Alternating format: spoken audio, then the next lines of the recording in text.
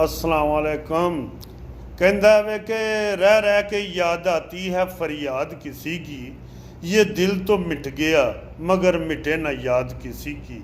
हम शादा हैं उस फूल के जो शबनम से भी पाक हो, रोंदे हुए फूल हम उठाया नहीं करते। वो कहते हैं कि दोस्ती जड़ी है बड़ी एक अनमोल चीज़ है। अगर तुसी दोस्ती रखनी चाहते हो किसी नाल भी, तो अपनी नीयत अपना इरादा ये मजबूत करो। दिल साफ करके तो अगले वाल बंदा हथ वधांदा है, अगला बंदा भी दिल साफ करके तो दूसरे बंदे नाल हथ मिलांदा है। तो ਜਦੋਂ पक्की तो सच्ची दोस्ती हो जाए ना, तो ये नाल दी दुनिया तो चीज़ कोई नहीं। मैनू मेरे वालद साहब दियाँ 3 गल्लां अज भी याद ने। उन्हें कहा पुत्तर जिंदगी दे विच सारी जिंदगी ना भुल्ली। उन्हें कहा अपनी जात ते अपनी औकात ना भुल्ली कि तू की सैं, ते अज अल्लाह ताला ने तेरे ते किन्ना अरूज लैंदा ते बदली ना।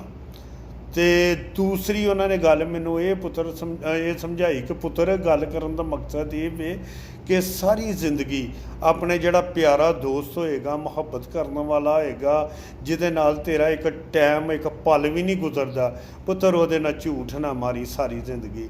मैं अज भी अपने दोस्तों नाल कदी भी झूठ नहीं बोलिया। जिहड़े मेरे दोस्त ने, जिहड़े मेरे करीबी ने, जिहड़े मेरे दिल दे विच रहिंदे ने, मैं अज तक उन्हां नाल झूठ नहीं बोलिया। लेकिन मैनू बड़े वध सो वध बंदे लभे ने, लेकिन मैं अपने वालद साहब की हदायत के मुताबिक चलिया वां।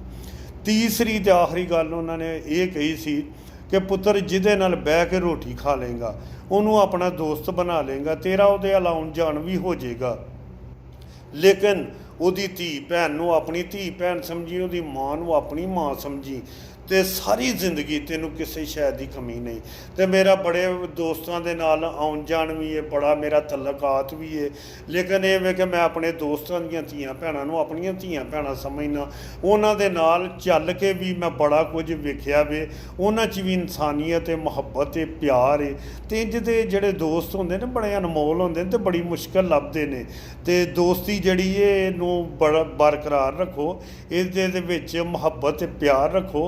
तो बाकी ये कि अपना ख्याल रखिए। तो वेलकम हो गया राजपूत का इंशाअल्लाह।